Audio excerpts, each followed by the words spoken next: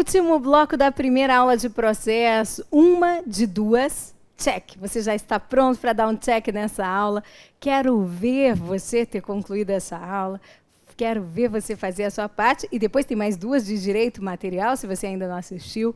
Vamos lá, pessoal, força. Bom, a ideia é a seguinte, nós já vimos muita coisa, só para você ter uma ideia. Nós já falamos do artigo 775, 775-A, já falamos sobre o 819, parágrafo 2º, que é a questão do intérprete. Já falamos sobre o 78389 da CLT, que versa sobre custas. Já falamos sobre o 789, parágrafos 3º e 4º, que versam sobre beneficiário da justiça gratuita. Falamos sobre o 790B da CLT, que versa sobre honorários periciais. Falamos sobre o 791A, honorários advocatícios no processo do trabalho. Falamos sobre o 793A, B, C e D, que versa sobre a litigância de má-fé e a testemunha que mentir ou omitir, que dá no mesmo, ou omitir, que dá no mesmo. Já até mais grave. Quando omite, esconde a verdade dos fatos, não é verdade? E agora nós vamos falar sobre um instituto que ressurgiu das cinzas. É o artigo 800 da CLT. Gente, o artigo 800, ele versa sobre a exceção de incompetência no processo do trabalho. Exceção de incompetência. Sabe que a incompetência territorial, ela é arguída por meio de exceção. Onde estão as regras de competência territorial? Ou seja, aquelas que vão determinar o lugar onde você vai ajuizar a reclamação trabalhista. Estão lá no artigo 651 da CLT. O juízo territorialmente competente para processar e julgar uma reclamação trabalhista é de duas uma. O juízo do lugar da prestação dos serviços, como diz o caput desse artigo 651 da CLT, ou então o juízo do lugar da contratação. Juízo do lugar da prestação dos serviços ou juízo do lugar da contratação, aqui no nosso processo, que está lá no parágrafo 3º. Para a nossa banca, um ou outro. Ok. Agora, quando o empregado ajuiza a reclamação trabalhista em um lugar diferente do lugar da contratação ou da prestação dos serviços, você está diante de uma incompetência territorial. Vou escrever aqui. Incompetência territorial. Essa incompetência territorial é relativa. É relativa, depende de alegação da parte, não é absoluta. E no CPC, essa incompetência relativa é arguída em preliminar de contestação. Antes da reforma, no processo do trabalho, muitos já vinham arguindo em preliminar de contestação e tudo estava caminhando bem. Então, o que pensamos? Quando vier a reforma, essa exceção vai se tornar essa incompetência territorial, será como no processo civil, em preliminar de contestação. Não vai mais ser em uma petição separada. Foi o que pensamos, era como acontecia na prática, mas que nada, minha gente. A exceção de incompetência ficou, e digo mais, a exceção de incompetência ficou, ressurgiu das cinzas e mais, com um procedimento próprio, novo, próprio, renovada. Imagina o quanto não chama atenção. Uma boa questão de prova pode vir desse artigo 800 da CLT. Veio, então, totalmente reformulado, brilhando, o artigo 800 da CLT. E o que ele diz? Ele diz o seguinte, a juizada reclamação trabalhista, ela é distribuída para uma das varas do trabalho. Quando chega nessa vara do trabalho, automaticamente ele quem? O servidor, vai encaminhar uma notificação para que as partes compareçam em audiência no processo do trabalho. Esse esquema é básico. E aí aqui, no prazo curtíssimo, um aluno falou, mas Ariana, que prazo curto? Eu falei, é verdade. No prazo curtíssimo de 5 dias, contados do recebimento dessa notificação, o reclamado vai apresentar uma petição denominada exceção de incompetência. No prazo de 5 dias, curtíssimo, contados do recebimento da notificação, contado o prazo, contado do recebimento da notificação, antes da audiência. Existe, e aí é mais para as provas objetivas, mas você tem que tomar cuidado para não fazer uma leitura rápida no dia da prova equivocada desse artigo 800, no sentido de que a exceção pode ser apresentada com até 5 dias de antecedência da audiência. Não é isso. é no prazo de 5 dias, rapidíssimo, contados do recebimento da notificação. Você apresenta a exceção de incompetência. Quando você apresenta essa exceção de incompetência aqui para o juiz, dizendo o quê? Juiz, você não é o territorialmente competente para processar e julgar essa reclamação trabalhista? E o juiz dirá, não, por quê? Porque você não é o juízo nem do lugar da contratação, nem do lugar da prestação dos serviços. Você é do domicílio, é de outro lugar. O juiz recebe a sua exceção, ele suspende o feito, ele abre vista para outra parte se manifestar, claro, no mesmo prazo de 5 dias. Se tiverem vários reclamantes, o prazo é comum para todos eles, de 5 dias. E ele vai proferir uma decisão. Olhe bem para essa decisão, olhe, não importa o que eu diga, essa decisão é interlocutória. E aí, quando ele ele proferir essa decisão, ele vai, de duas uma, ou ele vai entender que ele mesmo é o competente e vai marcar a audiência, e aí na audiência vai ser apresentada a defesa e a instrução, ou ele vai entender que outro juízo é competente, e aí ele vai remeter os autos para esse outro juízo. Remeter os autos para outro juízo. Quando ele remete os autos para outro juízo, é perante esse outro juízo que vai ser apresentada a defesa e vai ocorrer a instrução. Repassando, me acompanhe com a caneta marca-texto. Então, quando ajuizada a reclamação trabalhista, ela vem para uma das varas. Quando chega na vara, automaticamente o servidor encaminha uma notificação para que o reclamado compareça em audiência. O reclamado recebe essa notificação e fala, ops, o empregado ou ex-empregado, o reclamante, ajuiza a reclamação trabalhista em lugar que não é nem o lugar da prestação dos serviços, nem o lugar da contratação, é um juízo, portanto, territorialmente incompetente para processar e julgar essa reclamação? Então, no prazo de 5 dias, contados do recebimento da notificação, ele apresenta uma exceção de incompetência. O juiz recebe a exceção, suspende o feito, abre vista para a outra parte se manifestar em 5 dias e profere decisão que é interlocutória. Se ele entender que ele mesmo é o competente, ele marca a audiência. Se ele entender que o outro é competente, ele remete os autos para esse outro juízo. Só que isso aqui só vai ser aplicável no processo do trabalho quando a notificação foi recebida depois de 11/11 de 2017.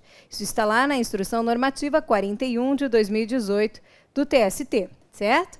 Então, o que tem que ser depois? A notificação, depois que entrou em vigor a reforma. Depois que entrou em vigor a reforma e que ele recebeu essa notificação depois dessa data, ok? Então, esse detalhe é um detalhe importante. Bem, o que mais que você tem que observar? Vamos lá no artigo 800, vamos ler juntos e destacar os pontos mais importantes, e depois eu quero apresentar para você uma súmula, que seria uma súmula difícil na hora da prova, que é a súmula 214C do TST. Ela está embaixo lá do artigo 800 da CLT, na nossa CLT, então você não precisa fazer remissão nesse artigo, se você está com a nossa CLT. Vamos lá às anotações importantes. Apresentada a exceção de incompetência territorial no prazo de 5 dias a contar da notificação. Quero que você lembre que são 5 dias a contar da notificação, tá? Antes da audiência. E não 5 dias de antecedência da audiência. Isso é um perigo. E em peça que sinalize a existência de exceção. O nome da peça será exceção de incompetência. Mas nada mais precisa ser destacado aqui no meu modo de ver no caput. Vamos ao parágrafo 1º. Protocolada a petição será suspenso o processo. E não será realizada a audiência que se refere ao 843. O 843 fala da audiência inicial, até que se decida a exceção. Será suspenso o processo e não se realizará a audiência. Os autos serão, olha o parágrafo 2º, imediatamente conclusos ao juiz. Vão para o juiz, que intimará o reclamante, se existentes, os litisconsortes, todos os reclamantes que ajuizaram a reclamação naquele lugar errado, para manifestação no prazo comum de 5 dias. Então, o que é importante aqui? No prazo comum de 5 dias. Reclamante, né, que vai se manifestar.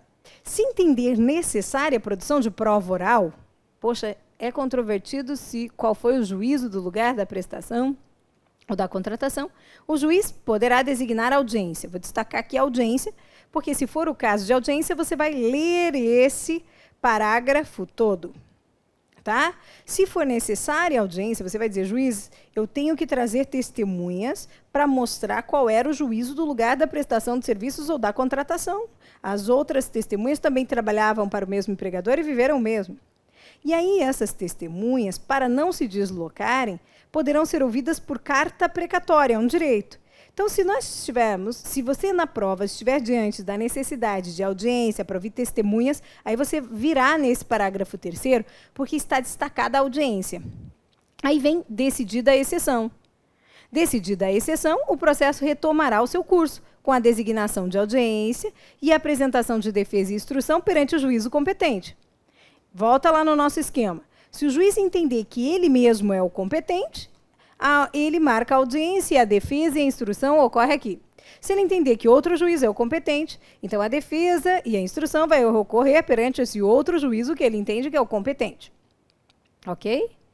Agora, a questão é, lembra que eu disse a vocês, olhe para essa decisão, veja que é uma decisão interlocutória, certo? Quando você olha para essa decisão, que é uma decisão interlocutória, o que acontece é o seguinte, vamos imaginar que o lugar da prestação dos serviços era lá Curitiba, Paraná.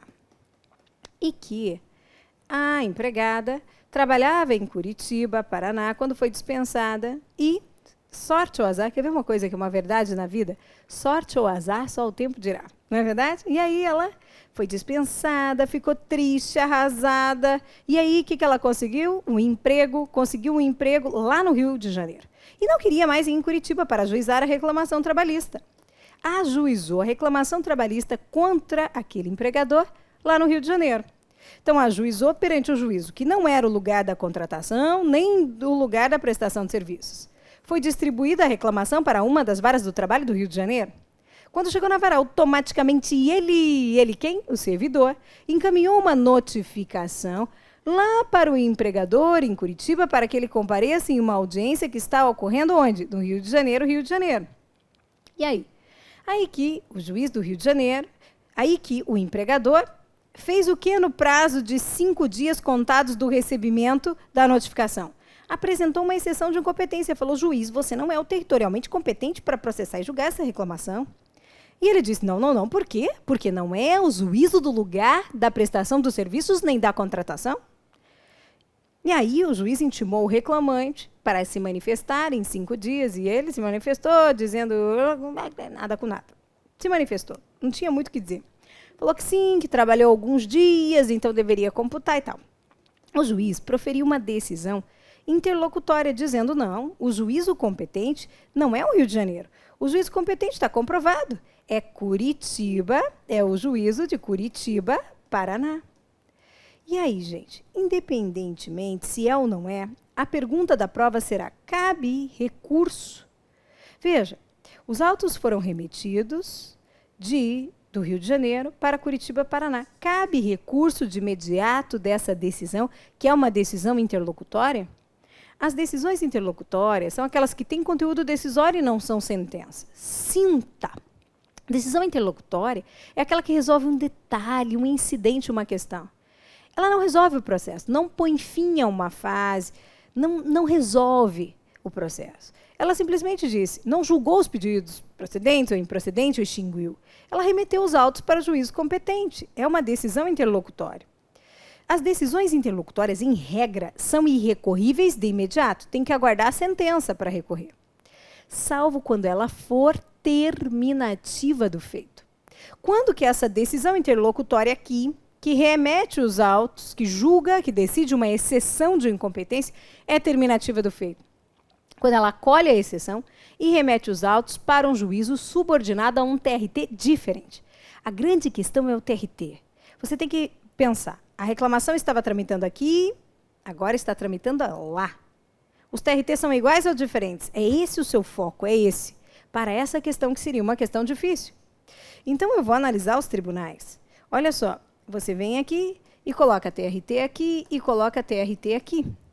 TRT aqui, TRT aqui. Bom, você não sabe, se os tribunais forem iguais, essa decisão interlocutória não é terminativa do feito. Se esses tribunais forem diferentes, essa decisão interlocutória é terminativa do feito, porque aí, aos olhos do TST, o juízo acolheu a exceção e remeteu os autos para fora da Justiça do Trabalho. Não para fora da Justiça do Trabalho, mas para o âmbito de outro TRT. Então, aos olhos do TST, ela é terminativa do feito. Não sai da Justiça do Trabalho, a Ariana repita, não sai da Justiça do Trabalho, mas vai para o âmbito de outro TRT. Ótimo. Como é que eu vou saber se os TRTs são iguais ou diferentes? Gente, não tem um TRT em cada estado. Não tem. Mas também, não é essa a regra, mas também só não tem TRT em que lugares? Em Tocantins, Amapá, Acre e Roraima.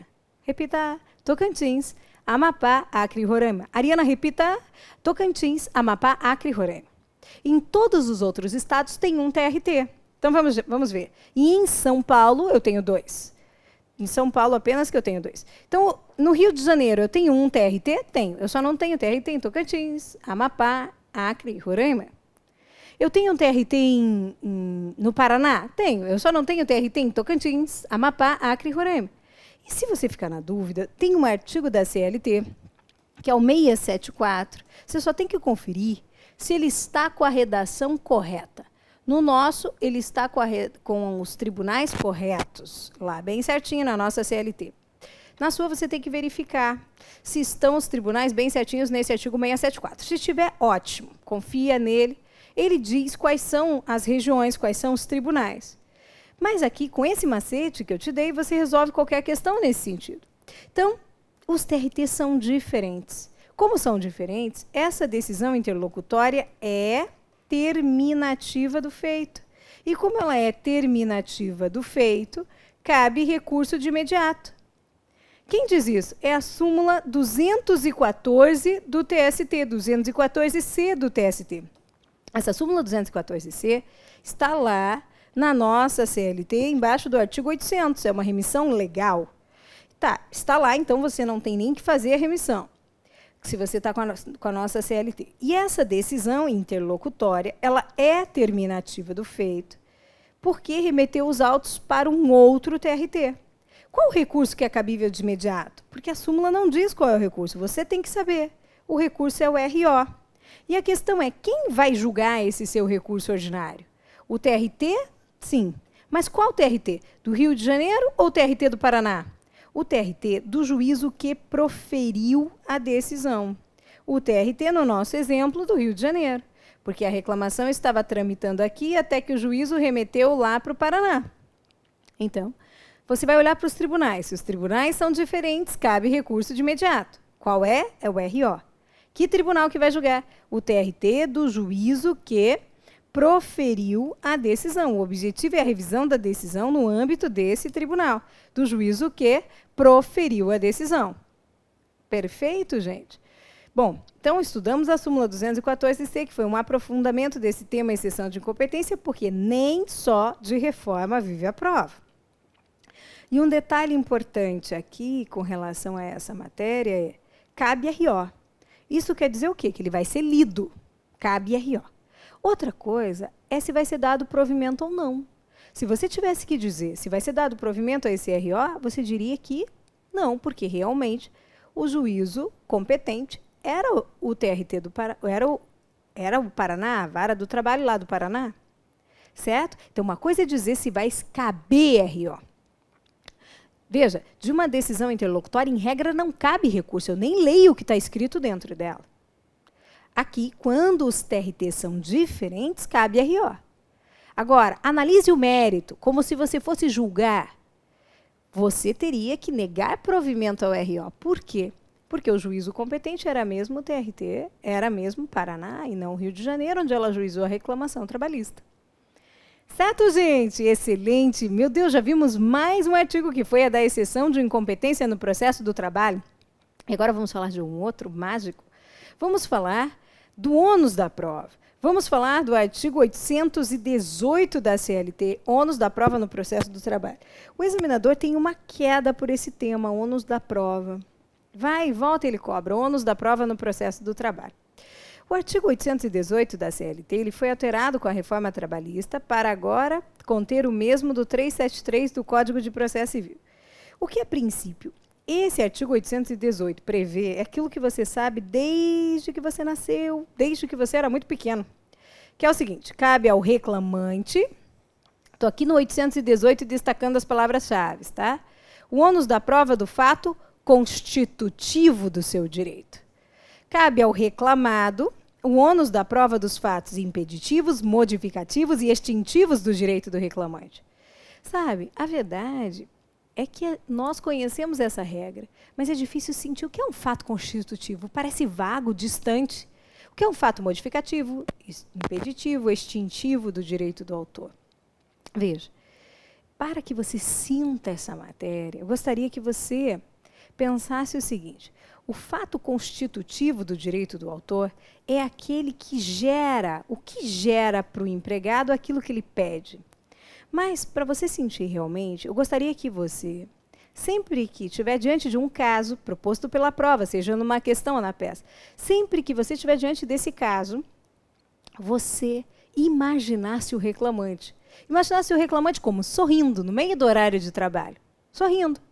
A vida é assim, é feita de alegria, de tristeza. A pessoa, por mais que vá processar o empregador no final, não está o tempo inteiro triste. Eu quero que você imagine um empregado no meio do horário de trabalho dizendo: eu quero equiparação salarial. Feliz, ele está feliz. Eu quero equiparação salarial com outro fulano. O que gera para ele o direito à equiparação? Que ele exerça a mesma função que esse outro fulano. Quando você vê o empregado feliz, não triste, vê ele feliz, pedindo algo, e pergunta o que gera, porque se você imaginar ele triste, você fica com pena e fica tentando proteger o empregado, é assim. Mas se você imagina ele contente, no meio do horário de trabalho, dizendo: eu quero indenização por danos morais porque eu era humilhado. O que gera para o empregado feliz, contente ali? Indenização por danos morais porque era humilhado, que ele demonstre que era humilhado. Não é? Então, esse é o fato constitutivo. O que é o fato impeditivo? Como você vai identificar? O fato que impede, que modifica ou que extingue o direito do autor vai ser mais facilmente identificado se você focalizar no outro fato. Então, o reclamante pede equiparação. Diz que exercia a mesma função. Ele tem que provar. Vem o reclamado e admite. Ele exercia a mesma função que o reclamante. Opa, isso não é incontroverso? Não há mais dúvida. Eu digo que você exercia, que eu exercia a mesma função que você. E você diz: sim, exercia a mesma função que ela. Então, não há mais o que provar. Aquilo que cabia ao reclamante já está claro, é incontroverso. Não tem mais o que provar. Só que vem o reclamado e opõe agora. Agora eu quero que você observe bem, que você isole esse fator. Outro fato. Ele vem e opõe um outro fato. É como se ele crescesse na proposta da prova. Eu quero que você coloque esse outro fato num quadrado. Ele vem e diz: exerciam a mesma função, mas o modelo, o paradigma era um empregado readaptado. Sofreu um acidente, teve que trabalhar no mesmo setor do reclamante, mas eu não podia reduzir o salário dele, então ele ficou ganhando mais. E aí, quem tem que provar esse outro fato, outro que veio para impedir o reclamante de receber as diferenças da equiparação? O empregador. Se você isola o fato, o outro fato, você vê com clareza o que impede, o que modifica. Bom, existia uma diferença salarial, mas não era de 2.000, era só de 500. É um fato que modifica o fato constitutivo, esse outro fato. Ou então ele diz: não, já prescreveu. Realmente, eles exerciam a mesma função, realmente existia uma diferença salarial, porém, já está tudo prescrito. Qual é o outro fato? Esse porém, eu isolo, prescrito. Então, a prescrição é o outro fato que vem para extinguir o direito do autor. Certo? Então, gente, esses dois detalhes vão fazer a diferença quando o assunto for distribuição do ônus da prova. E aí, veio o parágrafo 1º, exatamente como prevê o 373 do CPC. E ele disse assim: nos casos previstos em lei, queria que você olhasse, aqui no quadro comigo, ou diante das peculiaridades relacionadas à impossibilidade ou à excessiva dificuldade de cumprir o encargo nos termos do artigo, ou a maior facilidade da obtenção da prova contrária, do fato contrário, poderá o juízo atribuir o ônus da prova de modo diverso, desde que o faça por decisão fundamentada, caso em que deverá dar à parte a oportunidade de se desincumbir do ônus que lhe foi atribuído. Do que ele está falando? Distribuir o ônus da prova de modo diverso. Diverso do quê? Do modo diverso do legal. Vamos começar por aqui, por baixo, né, no artigo. Do modo diverso. Qual que é o ônus da prova da lei? É do autor quanto aos fatos constitutivos. É do reclamado quanto àquele outro fato modificativo, impeditivo ou extintivo do direito do autor. O juiz pode, em 3 circunstâncias muito bem definidas, só 3, distribuir o ônus da prova de modo diverso do legal, de modo diverso da lei. Dar o fato constitutivo do direito do autor para o reclamado provar que não existia. E o contrário também. Dá para o reclamante o fato impeditivo, modificativo ou extintivo do direito do autor, embora seja mais raro, para que o reclamante diga que não existia. Então, ele pode distribuir de modo diverso do legal, em 3 casos. Quando for impossível para aquele que tem o ônus se desincumbir. Ou então, quando não é impossível, mas está muito perto disso, é excessivamente difícil para aquele que tem o ônus se desincumbir. Não é impossível nem é excessivamente difícil, mas há uma maior facilidade da prova do fato contrário. Nesse caso, ele pode distribuir de forma diversa, mas por decisão fundamentada, e não pode chegar surpresa na hora de proferir a sentença. Eu queria dizer que vocês se enganaram. Estão pensando que, durante todo o tempo, o reclamado pensou que o ônus da prova era do reclamante. Mas, surpresa, pensando bem aqui na hora da sentença, eu vejo que estava impossível para o reclamante se desincumbir desse ônus. Logo, nesse momento da decisão, eu inverto o ônus para o reclamado, e como o reclamado não sabia, não se desincumbiu, prejuízo para ele, condenado. Que loucura, que loucura. Isso é uma loucura? Não, ele tem que fazer por decisão fundamentada essa modificação, distribuição de modo diverso, dizendo por que ele acha que era impossível ou excessivamente difícil, ou havia maior aptidão para a outra parte provar o fato contrário, e dar à parte a oportunidade de se desincumbir. Só que aqui no processo do trabalho, a reforma fez mais, trouxe um limite para o juiz.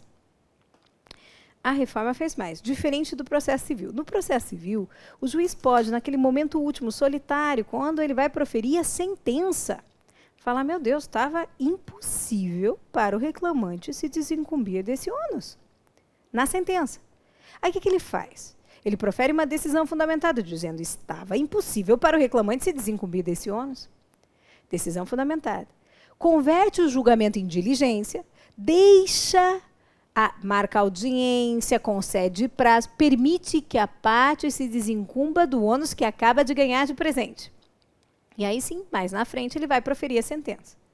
No processo do trabalho, vem cá.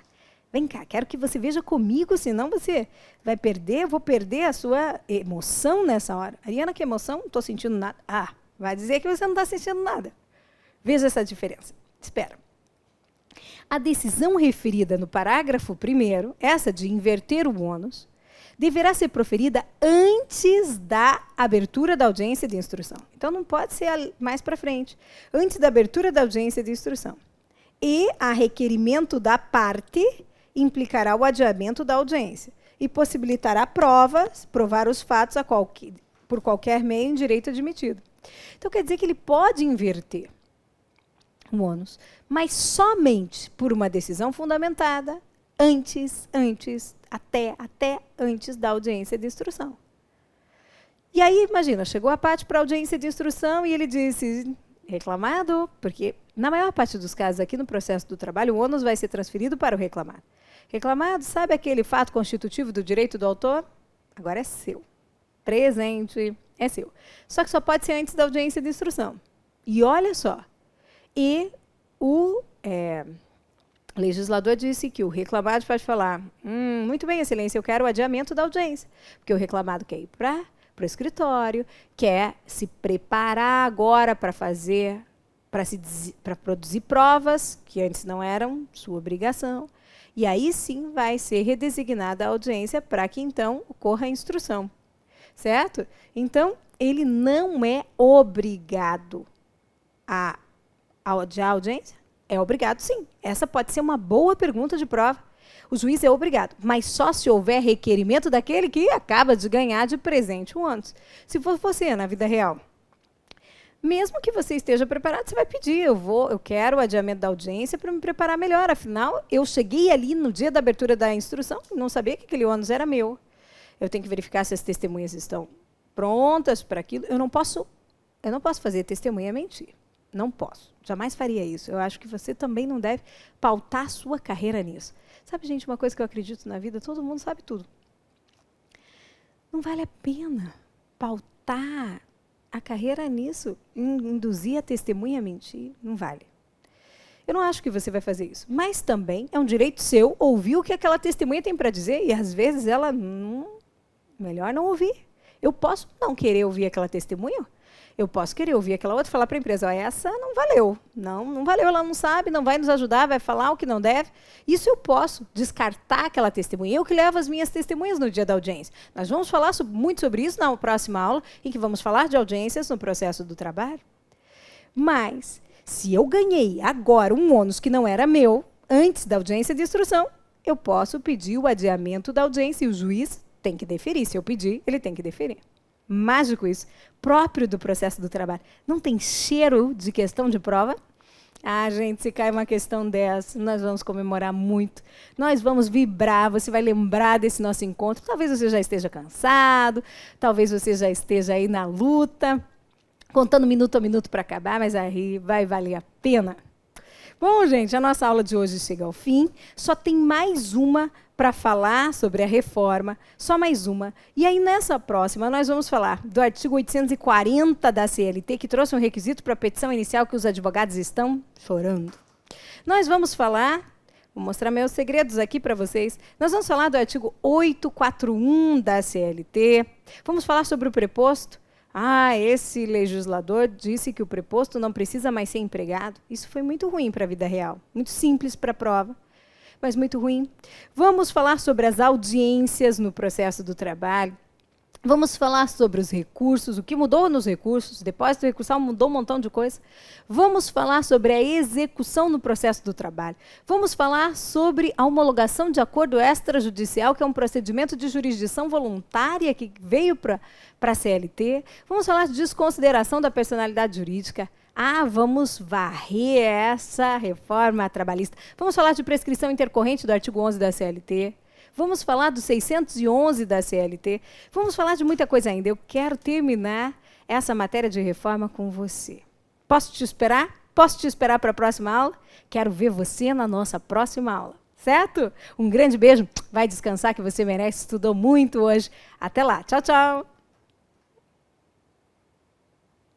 Tem que apertar os botões aqui.